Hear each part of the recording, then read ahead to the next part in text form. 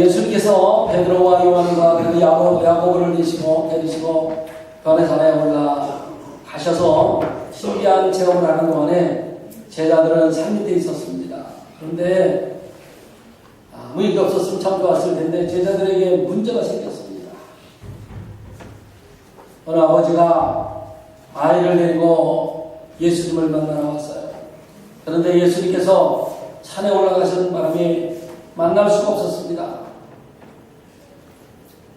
그래서 이 아이를 데리고 그냥 갈까 생각하다가 그래도 예수님의 제자들인데 그들에게 한번 맡겨봐야 되겠다, 기도를 부탁해봐야 되겠다라고 아이를 데리고 제자들에게 갔습니다. 여러분, 우리 아이가 간질로 인해서 불에도 들어가고 물에도 쓰러지고 정말 내 가슴이 매일 콩닥콩닥, 내 심장이 콩닥콩닥, 내 간이 파닥파닥 나옵니다. 좀 고쳐주세요.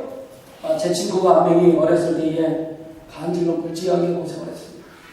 근데 어디로 갔는지 부모님들이 보내고 난 다음에 저는 만날 길이 없는데 바닷가니까 바다에 나가도 겁이 나요. 쓰러지면 막 발작을 하면 어찌할 바가 없어요. 깨어날 때까지 기다려야 돼요.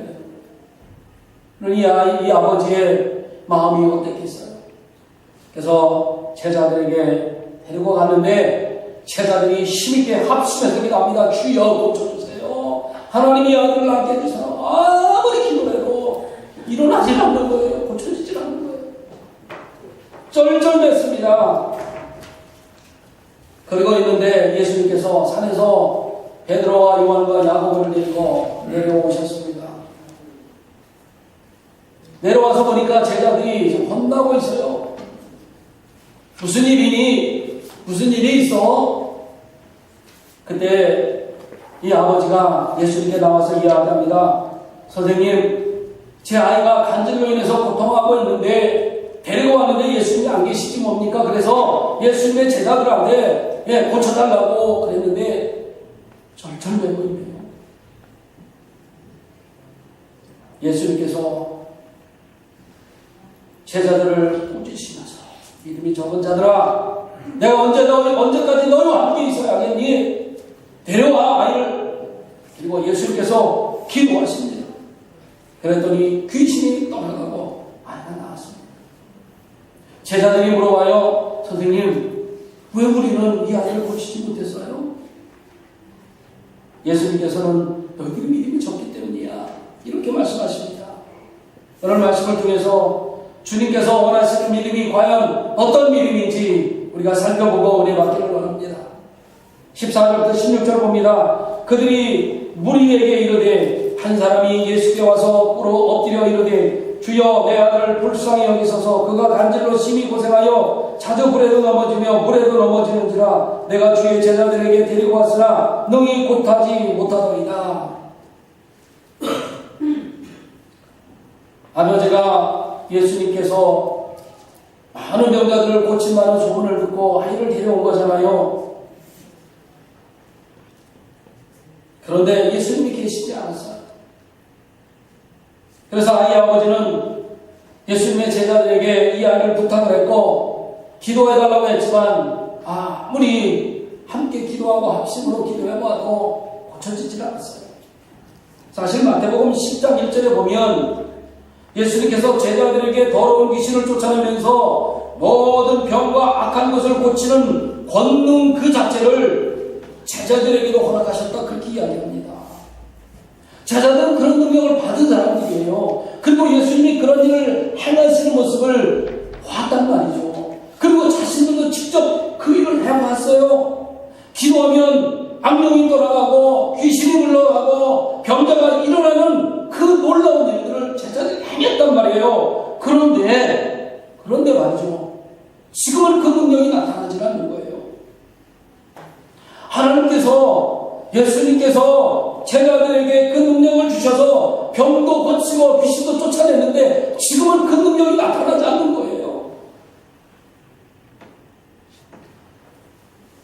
예수님 앞에서 제자들은 정말 난감했을 거예요. 당연히 이만저만 구겨진 것이 아닐 거예요. 그렇다면 왜 제자들은 실패를 했을까? 왜 실패를 했을까? 왜 능력이 나타나지 않았을까? 17절 18절 봅니다. 예수께서 대답하여 이르시되 믿음이 없고 패역한 세대여, 내가 얼마나 너희와 함께 있으며 얼마나 너희에게 참으리요. 그를 이리로 데려오라 하시니라. 이에 예수께서 꾸짖으시니 귀신이 나가고 아이가 그때부터 나으니라. 예수님은 당시 세대를 믿음이 없고 패역한 세대라고 책망하십니다. 주님의 질타는 거기에 모여있는 모든 무리들을 위해 신앙의 경종을 울렸습니다.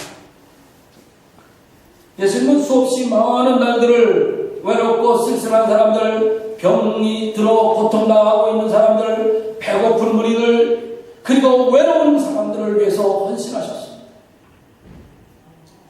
그들을 불쌍히 여기셔서 그들의 친구가 되어주셨고, 그리고 위로자가 되어주셨어요. 때로는 의사가 되어주셨어요. 그들의 질병을 고쳐주셨어요. 귀신 들린 자들, 고통당하는 자들에게 안수하심으로 말미암아 귀신들을 내어 쫓으셨어요. 불쌍한 사람들을 아낌없이 구원해 주시죠. 그런데 이제는 때가 되었어요. 그러나 백성들을 위해서 헌신하다가 이제는 십자가의 배속사역을 감당하실 때가 되었다는 것을 아시게 된 거죠. 주님은 이제 멀지 않은 날에 모든 사람들이 보는 앞에서 그 남들이 하찮게 여기는 그 십자가에 달려 죽으셔야만 하는 것이 고난을 받으셔야만 했어요. 그래서 예수님은 자신을 떠나 모든 면에서 자신을 떠나서 이제는 주님께서 하시던 그 일을 뒤이어야 할 제자들, 그들이 감당해야 될 것을 기대하면서 지금까지 제자들을 훈련시켜 오셨어요. 그래서 권능도 주셨어요. 그들이 병자들을 고쳐내고 귀신 들린 자들을 쫓아내고 그럴 수 있는 능력도 허락해 주셨어요. 그리고 그들이 굳센 믿음 위에 서야 되는 것까지도 이야기를 해주셨어요. 그런데 제자들의 수준이 지금 어디까지 왔습니까? 주님께서 기대하지 못하는 그런 수준에 머물러 있는 거예요. 신앙이 예수님께서 원하시는 수준까지 올라와 있지는 못해요. 믿음에 굳게 서서 믿음이 없는 백성들을 신앙으로 지도하기를 원하셨는데 예수님의 수준의 제자들이 미치지 못하고 있는 거죠. 믿음 없는 제자들, 신앙 성숙이 없는 그들을 향해서 한탄하시는 주님의 질책의 내용이 무엇입니까? 이 날을 대비하라 그 말이었어요. 때가 되면 너희들이 해야 할 일이 있는데 그때를 대비해서 믿음 위에 굳건히 서라. 그런데 백성들을 가르치고 그들을 인도해내는 것은 고사하고 지금까지 함께 해온 제자들의 믿음도 믿을 수 없는 지경까지 이르고 말았어요. 이것이 주님을 슬프게 만든 일이었습니다. 배가 고픈 것이 슬픈 일이 아니었어요. 백성들이 예수님을 잡아 죽이겠다고 쫓아다니는 것이 슬프지 않았어요. 그게 아니었고 예수님이 떠나신 이후에 많은 백성들을 보살피고 그들 믿음 위에 굳건히 세워주도록 그들을 위해서 헌신하고 그들을 인도해야 할 제자들이 믿음의 수준이 형편없다는 것에 대해서 예수님은 슬퍼하시고 예수님께서 믿음이 없고 패역한 세대를 탐색하시면서 그 아이를 내게 데려와. 예수님은 아이에게 손을 얹고 귀신을 꾸짖으시자 귀신이 떠나가고 아이가 나았습니다. 그런데 마태복음에는 나타나지 않고 있습니다만은 누가복음에 이 사건을 이렇게 기록하고 있습니다. 누가복음 9장 43절에 사람들이 다 하나님의 위엄에 놀라니라. 하나님이 하신 일에 놀랐다 그렇게 이야기합니다. 여러분, 인류의 죄로 인해서 미치게 된 모든 질병과 귀신 들림 그리고 모든 고통들을 궁극적으로 해결해 주시는 분은 오직 예수 그리스도 한 번뿐이심을 믿습니다. 그분뿐이에요. 나를 위해 십자가에 대신 죽으신 주 예수 그리스도, 그분은 귀신을 쫓아내고 모든 병자를 치유하실 수 있는 능력의 주님이세요. 제 아무리 사단의 횡포가 크고 심각해도 도저히 불가능하게만 보였던 질병들, 예수님의 능력으로는 모든 문제와 질병을 치유케 하시는 능력과 절대적인 권위를 가지신 분이세요. 우리는 지금 그분을 믿고 그분을 높이 찬양하고 있습니다. 우리가 부르는 찬양, 이런 찬양이죠. 전능하신 나의 하나님, 능치 못하실 전혀 없네. 그렇습니다. 우리 주님은요, 능치 못하심이 없으신 분이에요. 불가능한 일도 없고요, 죽은 자도 일으키시고요, 그리고 그를 이길 자가 이 세상에 아무도 없어요. 그 하나님을 믿는 자에게도 능치 못함이 없는 줄로 믿습니다. 아멘. 19절 20절 봅니다. 이때에 제자들이 조용히 예수께 나와 이르되 우리는 어찌하여 쫓아내지 못하였나이까. 이르시되 너의 믿음이 작은 까닭이니라. 진실로 너희에게 이르노니 만일 너희에게 믿음이 겨자씨 하나만큼만 있어도 이 사람 여호와의 여기서 저기로 옮겨지라 하면 옮겨질 것이요 또 너희가 못할 것이 없으리라. 제자들은 이미 주님이 주신 권능을 부여받았어요. 능력을 행할 수 있어요. 그렇기 때문에 아이의 아버지가 제자들에게 데려오셨을 때 그들의 마음속에는 때가 왔다. 내가 할 때가 와서 내가 할 거야. 의기양양했을 거예요. 이미 치유의 경험도 있잖아요. 이미 귀신들에 쫓은 경험도 있잖아요. 병자를 일으킨 경험도 있잖아요. 그렇기 때문에 의기양양했습니다. 내가 할 수 있어. 내가 하면 돼. 그런데 결과가 어떻게 나타났습니까? 쩔쩔매는 결과가 나타나는 것입니다. 여기에 대한 답답함, 그리고 억울함, 아니면 창피함, 이런 것이 교차했을 거예요. 그런데 예수님께서 아이를 데려오라 하시고 귀신을 꾸짖으시다 귀신이 떠나갔습니다. 제자들이 와서 물어보죠. 선생님, 우리는 왜 할 수 없었나요? 우리는 왜 귀신을 쫓아내지 못한 거지요? 예수님과 자신들의 다른 점을 궁금해했던 거예요. 왜 예수님은 하는데 나는 못한 거예요? 나도 예수님 능력 주셨잖아요. 어떻게 예수님은 고치시는데 우리는 안 될까라고 하는 궁금증이 나타난 거죠. 마태복음에는 없습니다만은 마가복음 9장 28절에 의하면 제자들이 그렇게 물어보시자, 물어보잖아요. 선생님, 왜 우리는 못했어요? 이거 물어볼 때에 어디서 물어봤는지를 정확하게 마가복음에서는 이야기합니다.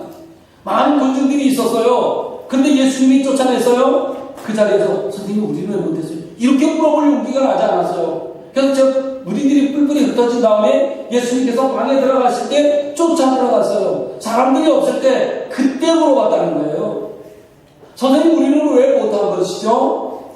많은 사람들이 있는 데서는 용기가 나지 않았던 모양이에요. 창피했던 모양이에요. 그렇죠. 그곳에 더 이상 창피가 할 수가 없었기 때문일 거예요. 물어볼 수가 없었던 거죠. 무리들이 다 흩어진 다음에 예수님께서 방에 들어가시니까 졸졸졸 따라가서 물어본 거예요. 왜 우리는 쫓아내지 못한 겁니까? 근데 예수님이 대답해 주시죠. 너희들의 믿음이 작은 까닭이에요. 제자들은 하나님의 힘과 능력을 의지하는 것보다는 자신들의 힘과 능력으로 고치려고 했다고 하는 그 질책을 지금 예수님이 하신 거예요. 예수님께서 주신 능력이 자신들의 것인 양 착각하고 있었던 거죠. 주님께서 주신 믿음이 그냥 유지되는 줄 알고 기도하지도 아니하고 자기들이 능력 가졌다라고 생각하고 착각했던 거예요.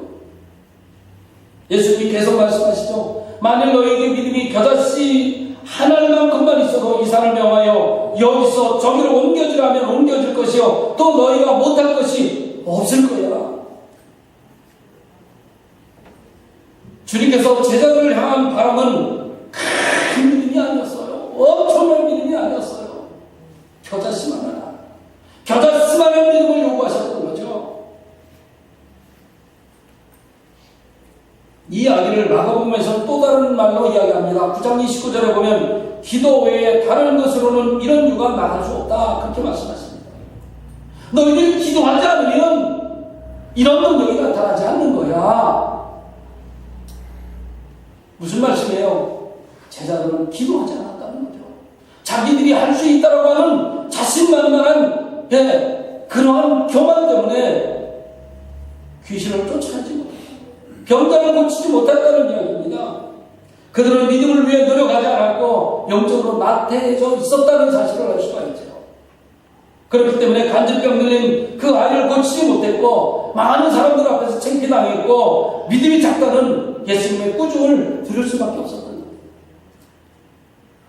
여러분, 우리들은요 늘 하나님의 전신갑주를 입고 영적으로 무장한 게 이미 받은 우리들의 믿음, 우리들이 가지고 있는 믿음을 유지해 나갈 수가 있어요. 그래서 고린도서 10장 12절에 뭐라고 말씀하십니까? 손들러 생각한다는 넘어질까 조심하라 이야기한 거예요. 과거에 나는 훌륭한 일을 해서 과거에 나는 병자도 고쳤고 귀신도 내어 쫓았고 난 능력이 있어서 그런데 지금까지도 아니라는 거죠. 아니라는 거예요. 누구든지 영적인 자만에 빠지면 넘어질 수밖에 없다는 거예요. 예수님의 제자들을 보면 알 수 있다는 거죠. 한번 믿음이 자라면 그 믿음이 전형물인 것으로 생각하는 건 착각하는 거예요. 그때 넘어지는 거예요. 우리는 믿음을 지키기 위해서 부단히 노력해야 돼요. 잠도 좀 덜 자야 되고요. 성경 공부도 부지런히 해야 되고 성경 읽기 멈추지 말아야 되고 아침에 일어나면 하나님 성령 하나님 앞에 의탁해야 하고요. 그런 일을 계속해서 하지 않으면 사단이 우리를 가만히 두지 않아요. 말씀을 붙여봐야 합니다. 기도해야 합니다. 말씀에 순종하는 삶을 살아야 돼요. 그래야 그나마 그 믿음까지나 그 믿음이라도 유지해 나갈 수가 있는 거예요. 그렇지 않으면 그때부터 믿음이 자꾸 퇴보해 나가는 거예요. 과거에 내가 이렇게 했으니까 그 믿음이 계속 있을 것 같아요. 아니라는 거예요. 착각하지 말라는 겁니다. 결론은 뭐였어요? 결론은 믿음이었습니다. 믿음의 부족이었어요. 일찍이 주님께서 그들에게 병 고치는 의사와 귀신 쫓아내는 큰 권능을 주셨습니다마는 그 권능은 주님을 의지할 때만 유지 가능했던 일이고요. 예수님이 능력이고 힘이었기 때문에 그 주님을 의지하지 않는 그 순간부터 내리막이 되고 말았던 거예요. 그런데 제자들의 생각은 무엇이었어요? 이미 받았으니까, 이미 능력을 주셨으니까 계속해서 그 능력이 유지되는 것이라고 하는 착각 속에 있었던 거죠. 그래서 주님을 의지하지 않았어요. 그래서 기도하지 않았어요. 할 필요가 없다고 생각했던 거죠. 자기들의 능력이면 충분하다고 생각했어요. 그러나 우리는 오직 그리스도를 믿는 믿음 안에서 하나님의 능력이 나타난다는 사실을 기억해야만 합니다. 제자들이 소유했던 권능은 영원히 소유물이 될 수가 없었어요. 그것은 온전한 믿음과 예수 그리스도의 이름에 의지할 때만 가능했다는 것을 그들이 잊어버렸던 거예요. 우리 인간들은 정말 연약한 존재들이에요. 그렇죠? 제가 어제도 구형님의 잠깐 말씀드렸습니다만 아침에 일어날 때 마음 먹었던 것 저녁 잠잘 때까지 계속해서 가지고 가는 사람이 있던가요? 얼마나 기복이 심한지 몰라요? 오늘은 절대로 남편에게 정말 좋은 소리만 해야지. 아니요. 점심때 되면 벌써 올라가든지 내려가든지 둘 중 하나예요. 오늘은 내 부인한테 정말 잘해야 되겠더라. 그런데 세상이 그렇게 놔두나요? 우리는 정말 연약한 존재들이에요. 주님께서는 이미 이것을 우리 너무나도 잘 알고 계세요. 그렇기 때문에 우리 주는 우리들에게 요구하시는 것이 있어요. 너희들 연약한 거 내가 다 알아. 그러니 너희들이 그 연약한 것을 그대로 나에게 가지고 와라. 주님은 우리의 연약함 그대로를 받기를 원하고 계세요. 우리의 연약한 모습 그대로 주님 앞에 나와서 주님만을 의지하기를 원하고 계시다. 그런 말이에요. 그래서 사도 바울은 빌립보서 4장 13절에서 이렇게 고백을 해줘. 내게 능력 주시는 자 안에서 내가 모든 것을 할 수 있다. 주님이 내게 능력 주시지 않으면 나는 아무것도 할 수 없다. 그 말이에요. 내게 능력 주시는 자 안에서 내가 모든 것을 할 수 있다. 주님이 나에게 능력 주시지 않으면 나는 아무것도 할 수 없는 존재입니다. 그 고백이란 말이에요. 우리의 연약함을 인정하고 그리스도께 전적으로 의지할 때 우리가 무슨 일이든지 할 수 있는 줄로 믿습니다. 저 자신은요, 우리가 잘 아는 대로 연약합니다. 저도 하나 갖고 있는데 아주 작아요. 이 깨보다도 더 작더라고요. 깨 하나만한 거. 정말 깨알보다도 더 작다. 그런데 예수님께서는 제자들을 향해서 원하시는 믿음이 이 가장 작은 겨자씨만한 믿음이라고 말씀하세요. 인간의 시각으로는, 인간의 생각으로는 겨자씨만한 믿음, 꼭 별로 할 수 없는 것인데 그 작은 걸 요구하실까? 라고 생각할 수 있어요. 그러나 주님께서는 그 겨자씨만한 믿음 안에 내포되어 있는 무한한 생명력과 가능성을 알고 계셨어요.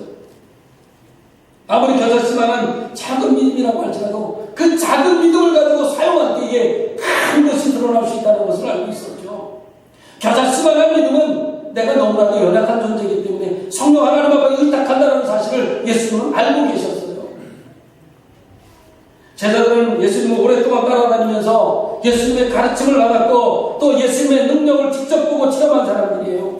그런 사람들에게 지금 겨자씨만한 믿음만을 요구하고 계십니다. 본문은 아닙니다만 22절 23절에 보면 예수님께서 제자들에게 사람의 손에 넘겨져 죽임을 당하고 제3일에 살아나실 것 때문에 제자들이 겨자씨만한 믿음으로 무장해야 될 것을 요구하고 계시다는 사실을 알 수 있어요. 내가 떠난 이후에 제자들이 내 뒤를 이어서 복음의 일을 감당해야 된다는 그 사실을 알고 계셨기 때문에 그들에게 믿음을 요구하셨던 거죠. 그렇습니다. 우리의 믿음은 성장하는 믿음이 되어야 됩니다. 멈추거나 후퇴해서는 안 됩니다. 여러분이 믿음을 성장시키기 위해서는 해야 될 일이 있어요. 끊임없이 기도하셔야 되고 끊임없이 말씀으로 무장해야 합니다. 하나님의 전신갑주를 입어야 한다 그 말이에요. 오늘 믿음이 내일 더 좋아져야 되지 않겠습니까? 내일 내 믿음이 모레 더 좋아져야 되지 않겠냐고요. 옛날에 믿음이 좋았고 또 옛날에 헌신 봉사 생활을 많이 했고 옛날에 말씀을 많이 보았기 때문에 나는 그것으로 살 수 있어. 착각입니다. 안 돼요. 소용이 없어요. 주님께서는 그런 과거의 믿음을 원하지 않으시는 거예요. 현재의 믿음을 원하시는 거죠. 주님께서는 우리가 겨자씨 같은 믿음을 갖기를 원하십니다. 겨자씨는 비록 작은 씨앗이지만 그 속에 놀라운 생명력이 들어있어요. 가장 작은 씨앗 중에 씨앗이지만 그 씨가 심어지면 싹이 나면 그리고 잎이 열리고 나무가 점점 커지게 되면 거기에는 큰 나무가 되어서 새들이 깃들게 되는 거예요. 우리의 믿음도 마찬가지죠. 남들이 보기에는 비록 작은 믿음 같지만 그 믿음이 하나님께 뿌리가 내려져 있어서 생명력이 있기만 한다면 놀라운 주님의 능력을 드러낼 수가 있어요. 그런데 말이죠. 중요한 것은 내 마음대로, 내 뜻대로, 내 생각대로, 내 경험대로 하면 안 된다는 거예요. 나는 할 수 없습니다. 나는 부족합니다. 성령 하나님께서 인도해 주셔야 합니다라고 주님 손에 의탁해야 한다는 이야기죠. 여러분에게 이 믿음이 있으신가요? 우리가 이 세상을 살다 보면 수없이 많은 문제들이 우리에게 닥쳐옵니다. 그 어려움과 역경을 겪을 때마다 여러분은 의지하는 것이 무엇인가요? 돈이 있습니까? 권력이 있습니까?